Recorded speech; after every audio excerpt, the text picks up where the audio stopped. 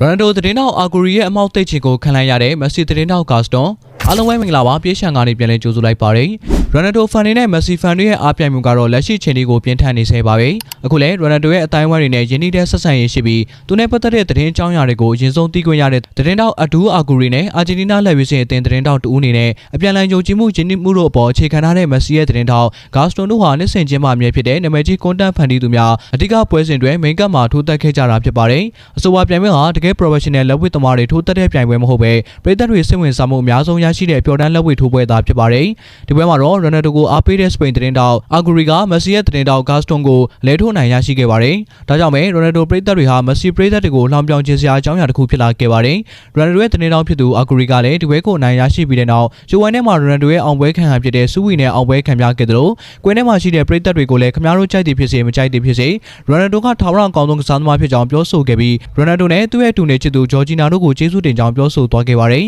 ဒီပွဲဟာစပိန်နိုင်ငံလုံးကစောင့်ကြည့်ခဲ့ရတဲ့ပွဲစဉ်ဖြစ်ပြီးတော့ YouTube မှာလည်းတန်း40ကျော်တီကြည့်ရှုသူများပြခဲ့ပြီးလူကြိုက်များခဲ့တာလည်းဖြစ်ပါတယ်မက်ဆီသတင်းတောက်ကာစတွန်ကတော့ဒီပွဲပြီးမှအာဂရီနဲ့နောက်2လလောက်နေရင်ပြန်လည်ထိုးသက်မှာဖြစ်ကြောင်းနဲ့မကျေနပ်တာတွေကိုလည်းဆဲဆိုသွားခဲ့ပါတယ်